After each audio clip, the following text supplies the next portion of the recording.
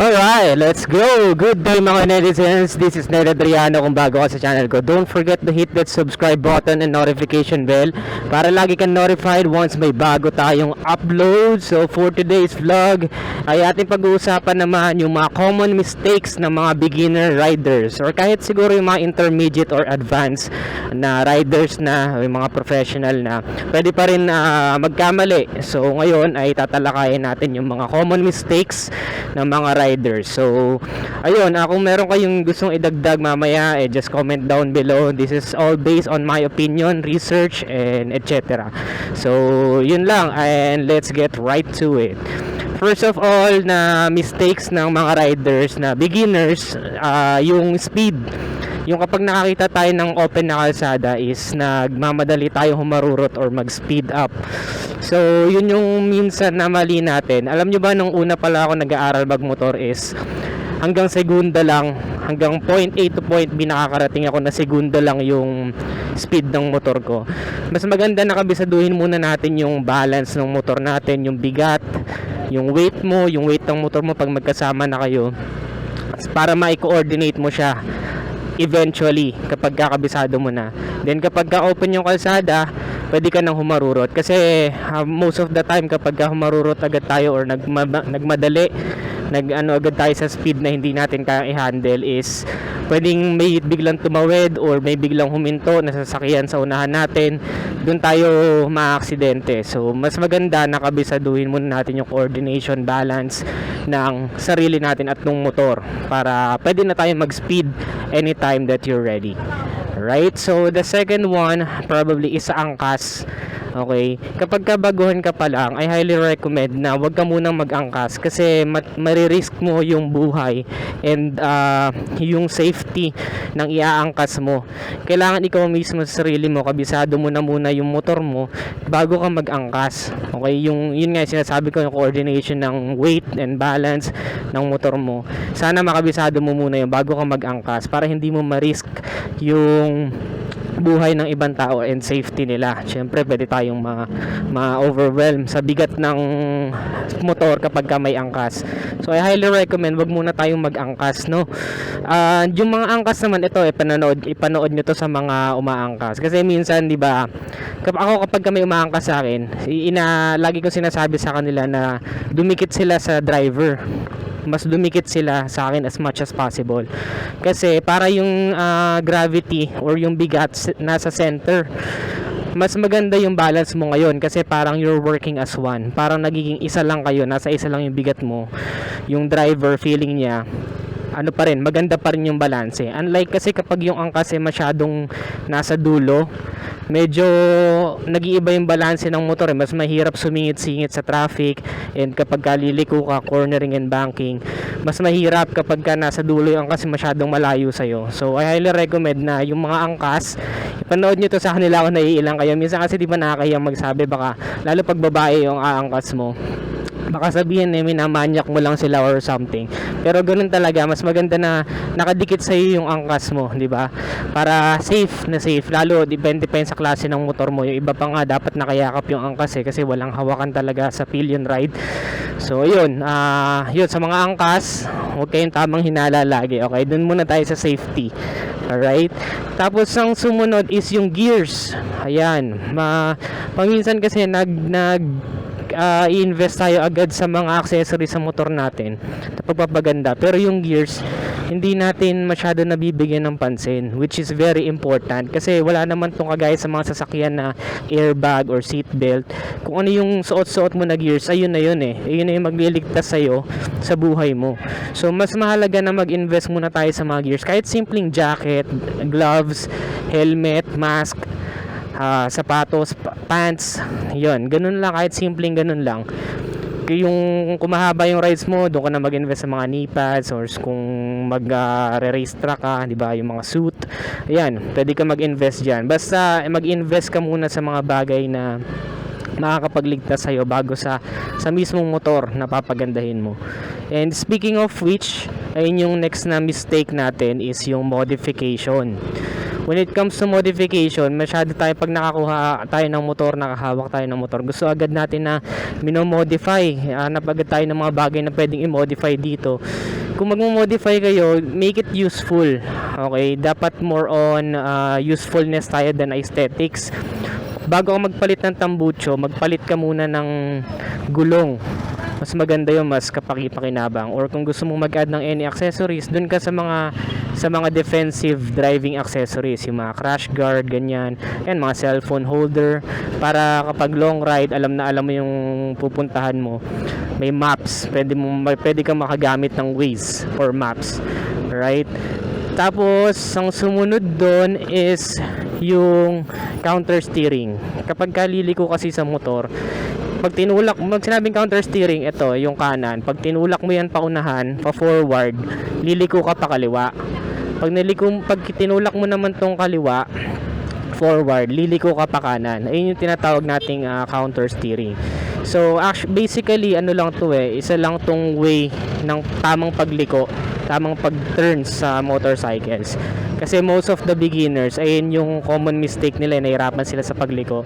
Minsan iba sa atin, ang ginagamit lang is yung weight natin para lumiko. Minsan naman, yung iba ay manibela lang. So mas maganda may coordination ng manibela tsaka ng counter steering para mas maganda yung pagliko mo. Hindi medyo applicable na tong counter steering kapag medyo tuloy-tuloy na yung takbo mo or medyo mabilis. Pagpalagay natin mga 20 kilometers per hour above, yan. Mas dun mo maaano yung counter steering. Tapos kapag liliko ka, huwag mo isosoli ng sobra yung silinyador na soling ganyan, kasi mawawala yung momentum mo kapag lumiko ka. So yung tinatawag na throttle control, yun, gawin mo yun.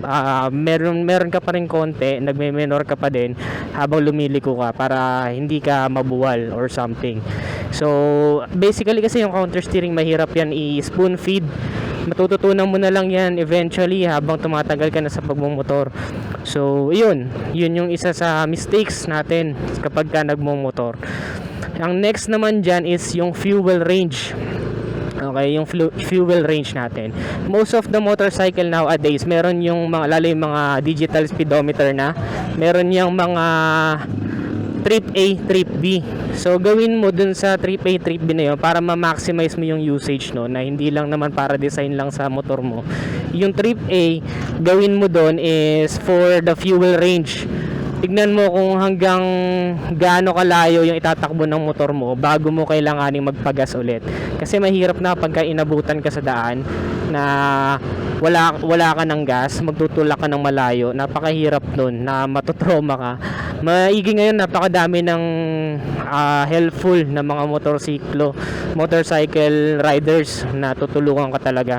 Pero maganda na yung trip A, i-ano mo sa fuel range mo kung gaano kalayo ba kayang takbuhin para hindi ka maubusan ng makina. Meron nga mga motor na walang fuel indicator kung paubos na. Meron namang iba na sobrang high-tech, makikita mo kung ilang kilometers pa kaya. So yun, depende yun sa'yo. Yung trip B naman, gamitin mo siya for oil range, kung kailan ka na ulit magpapa-change oil, ayun, para ma-maximize mo yung use. Pero kagaya nito sa akin, walang mga ganon. Mas kailangan natin kabisaduhin yung fuel range natin, kung hanggang saan yung itatakbo natin. Alright? Ayun, tapos ang sumunod natin dyan ay yung stalling na tinatawag. Kapag ka-declutch yung ginagamit mo na motor, kadalasan dyan yung namamatayan ka ng makina kasi hindi mo pa kabisado yung tamang timpla ng clutch tsaka ng throttle. Lalo na kapag ka nasa stoplight ka, diba? Pag halimbawa nasa stoplight ka, tapos biglang yung mga motor sa likod mo o mga kotse sa likod mo sasakyan, binubusinahan ka na kasi go na.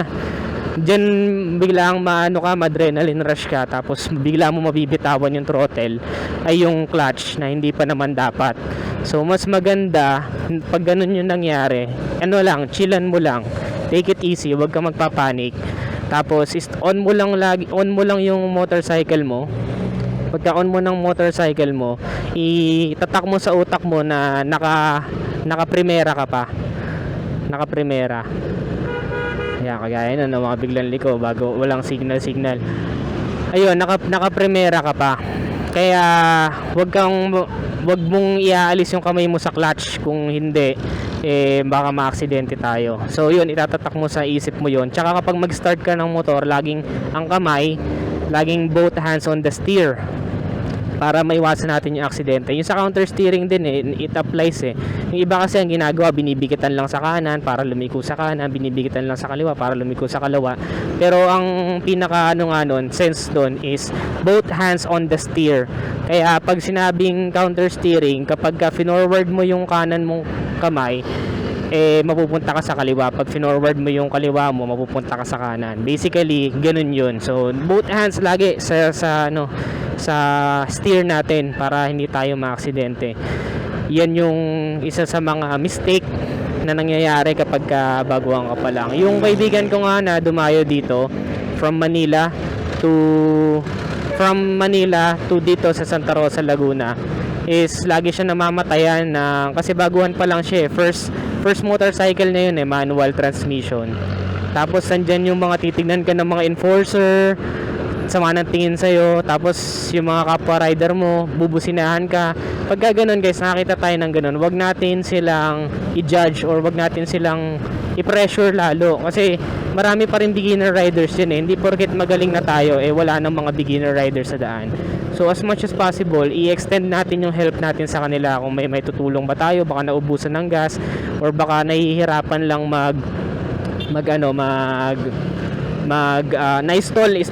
stalling kasi tawag din pag namatayan ka. So ayun, so siguro last but not the least, sana wala naman ako nakalimutan sa mga gusto kong sabihin sa inyo.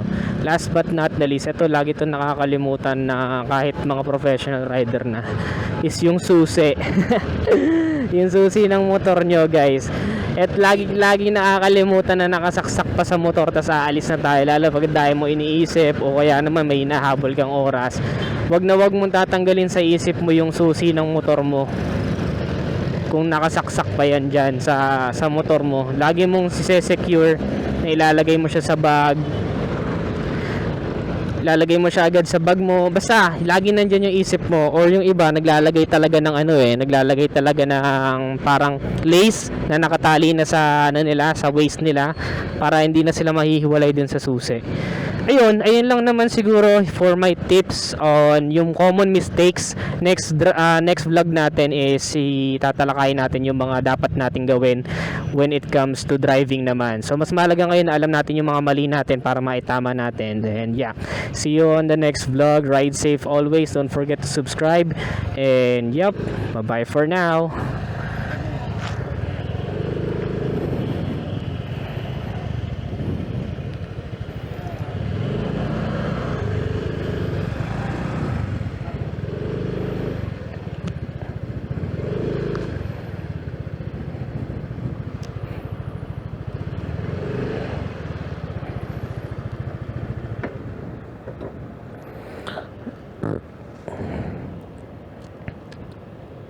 Also, pahabol lang, huwag niyong kalimutan i-like yung Facebook page ko, Ned Adriano Vlogs, doon tayo mag-usap-usap. And yun, comment nyo lang sa baba kung may nakalimutan ba ako or may nais kayong idagdag. Thank you all for watching again. Ride safe everyone. Advance Merry Christmas and Happy New Year. See you on the next one. Bye-bye now.